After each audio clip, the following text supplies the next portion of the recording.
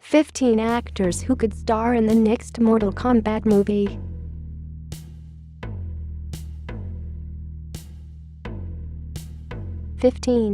Ryan Reynolds, Johnny Cage. This is almost too obvious. Ryan is a smartass. He's got the Cage looks, he can use the fighting style, and he knows how to be a movie star. His turn as Deadpool proved all those traits, and he's an attractive proposition to play one of the lead roles in our MK reboot. Cage isn't just a wisecracking A-lister, but also a human white guy amongst monsters, babes, Chinese leads and brutality. He stands out, and his observations need to bring justice to that fact. Ryan has proven himself in comedy and in action, learning from mistakes in Green Lantern and I, Wolverine title. The criticism hurt, so he'd give this everything. Plus, as we know, Johnny Cage needs to sizzle alongside Sonya Blade, and the perfect Sonya is already available. 14. Margot Robbie, Sonya Blade. Don't sigh? Yes, she's Harley Quinn, and you want another girl stealing this role, but Margot is the blonde bombshell with the moves that can make Sonya Blade a household name alongside Catwoman, Wonder Woman and Quinn herself. Margot and Ryan as the haters-turned-lovers works, and she's feisty enough to stand alone against the horrors that the Mortal Kombat world offers. Robbie won't want to be typecast as a crazy broad, which may make this role all the more appealing. Sonya Blade is a character with many levels, as while she may come off as a hard-ass cop, she's caring her people, Jax in particular, and continually seeks the safety of her world. Emma Watson is another who could fill this void, but Margot has the runs on the board and has more fight in her than any other actress under 30 in the world at the moment. 13. Courtney Kane. Yes, another one from the struggling Suicide Squad, I know. But Kano and Jai share a similar build, that accent, that anger, it's a great match. Jai isn't always well received, but Kano is a pure bastard, and that's Jai's best bet. You don't need a brilliant actor for Kano, just a bald guy who throws a fair punch and consistently serves to piss off Sonya. Jai doesn't work as the hero, as seen in Terminator, so there is no worry here as Kano has no redeeming qualities, but his role as an early antagonist to Sonya makes him important to the overall arc of the story. He'd likely be killed off before a sequel, especially when the true villains begin showing up, but Jai works well as expendable. Kano needs to be explored, and he can't really be brought into future movies, so at least with Jai, we have the perfect candidate. 12. Tom Hardy, Scorpion. Tom is one of the finest actors in Hollywood and was well deserving of his Oscar nomination alongside DiCaprio in The Revenant. He's played gangsters, he's played Mad Max, and he's played a villain with a mask. As Scorpion, it won't be about his muscles, but about that distinct voice and his brutal fighting techniques. Put him in the suit, have him say "get over here," star him alongside Sub-Zero in a brilliant opening sequence, and utilize the talents at disposal. Many may believe that the director could get away with using a lesser-known actor for someone covered by ninja clothing and with little to say, but Scorpion is one of, if not the most iconic character in MK folklore. The old movie stuffed him up by assuming this could happen. It can't be repeated. The Battle of the Clans is a story arc waiting to be put on the big screen, and Hardy could lead that charge. 11. Olivia Wilde, Katana. Oh, Katana. The woman who lures in our hero, as well as being the daughter of the big bad wolf. Katana is a huge member in the Mortal Kombat universe and can't be underestimated. She doesn't need to be made Asian, so let's get this straight. Adhering to race is a mistake. If you try to fit everyone into a demographic, you'll please people who care little for the movie. Katana's traits are seductiveness, her bond with the main hero, and the ability to draw viewers in. Secondary are her fighting scenes with sharp fan blades, as she's more about peace and less provoked. As with most love stories, Hollywood would likely rush this and try to make it one of the main arcs, but that can't work. Have Olivia look over the heroes and build a romance for the sequel. See Olivia in Tron Legacy in what is a very similar role to what Katana would demand. 10. Michael B. Jordan, Jax. Jax is a crime-fighting partner with Sonya and is another essential character in a reboot. Exploring the way in which he gets his bionic arms can be an enjoyable arc, and Michael B. Jordan, fresh from his turn as Creed, is perfect for the role. He can punch, boy can he punch, and he's at a great age to have Jax grow from cop to an intimidating force. There were claims made for Michael to receive an Oscar nomination, so he's no slouch and is proven in action. Sure, he failed in Fantastic Four, but so did the whole film and franchise. MK needs an influx of up-and-comers alongside established stars, and Michael fits the bill. In the director's seat, I'd add a level of care towards Sonya that borders on love, meaning a rivalry with Reynolds' Cage. The wisecracking between these two over Margot Robbie would be priceless. 9. Benicio del Toro, Raiden. If there was one actor we'd like to come back for a role, it's probably Christopher Lambert as Raiden. But seeing as though that can't happen, Benicio is the next best thing. This was the hardest one to decide on, because Liam Neeson would love to add this alongside his resume of training Batman and Obi-Wan Kenobi, but Del Toro is a veteran deserving of the role. Despite his career, it is arguable to say that Del Toro isn't a household name for many. He has chosen roles over hype, which is respected, but Raiden must be played by a man who has been around forever, with a wealth of knowledge and enough fight to still be of value in a wide-scaling battle. Once again, ignore the expected race, for it only causes drama. For those who are still wanting Liam Neeson, remember that he trains everyone, and it's someone else's turn. 8. Andy Serkis, Goro. Goro in the last franchise looked like a Kardashian, so we can't have another one of those.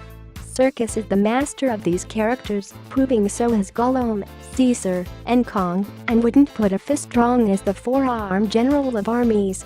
His movement and motion capture is better than anyone else on the market, and his research to perfect a character is worthy of an Oscar alone. Let him play with the voice, the fighting style, the fine details of his appearance, and watch the realism flow through. We can't have another Doomsday destroying the film, for people just don't connect to enormous CGI villains. I'm also looking at you, Suicide Squad. Goro has a level of dominant brutality that Shang Tsung lacks, and works as a way to introduce viewers to the supernatural aspects of the MK world. A scene of him leading his army through Earth, destroying everything in his path, would be a fantastic introduction to his character. 7. Michelle Pfeiffer, Sindel. Why Sindel, you ask? Because she's the mother of Katana and the main antagonist's woman. There needs to be someone who works as an immoral compass to the females of the franchise, and Sindel is perfect, especially if played by Pfeiffer. I can already see her with that wild hair and witch-like approach. Once Catwoman in the Bride of Scarface, Michelle has the violent anger to adapt to a role that is underestimated in the franchise. She doesn't need to hang around for the sequel, but having Michelle lead Katana to Earth and constantly trying to mold her in her image before Katana eventually kills her own mother is an arc in itself. Perhaps more of a cameo, this works. Marvel lacks strong female characters in its movie universe. MK can't make this mistake by relying on the sex sells format. If they could effectively utilize Sindel's character, it could be one of the best elements. 6. Megan Fox, Shiva. Yes, we know you don't overly rate her, which is why she is in Katana, who she has expressed interest in playing. Have Megan as a tall, four-breasted beast capable of attracting Goro and kicking ass, and you may have a new memorable big-screen character. Shiva isn't known for looks, but she needs to have an effect on Serkis's Goro to make the general realistic rather than one-dimensional boss. Cough. Doomsday. Cough. Megan has featured in many iconic roles, and you can't say she made Transformers or TMNT any worse than they would have been had she not taken part. If you desire the success and growth of this franchise, you need wise choices that grab more than the fans. Think of Megan and Jennifer's Body, seductive yet a monster. Boom, that had everyone talking. 5. Jackie Chan, Shang Tsung. I'm sick of Chan playing the goofy good guy, and while Shang Tsung held up well as the main antagonist in the original film, he's not enough to do the same again. For Shang Tsung, I see him as rather sneaky, especially with the ability to turn into anyone else on the roster.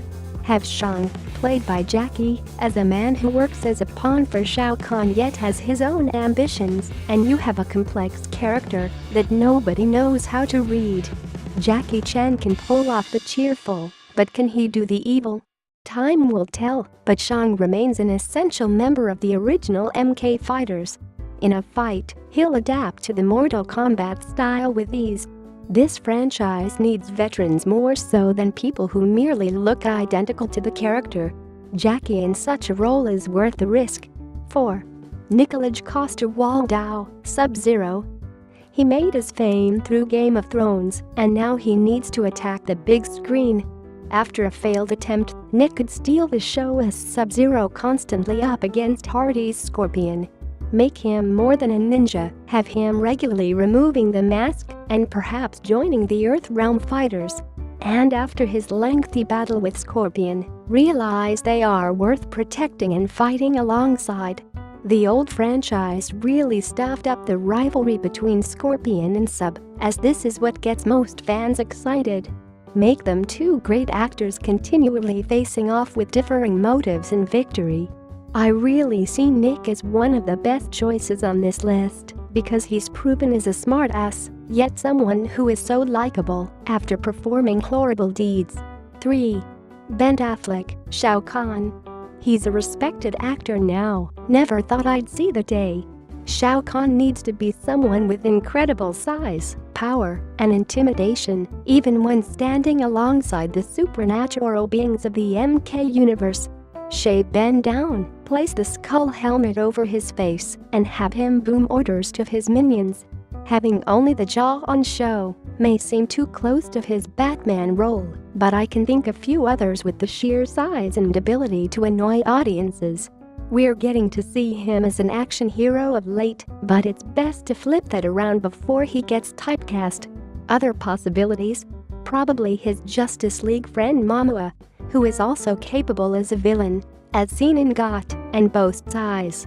This is an important spot to fill, because Khan is the main antagonist in our opening MK film despite being surrounded by Shang Tsung, Goro and the cameo of the next character. 2. Mark Strong, Quan Kai. This would be a cameo, but lead to the main story of the sequel.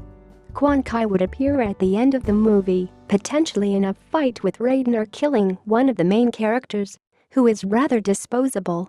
Mark Strong has played a range of villains and is known for his rough and ready intimidation.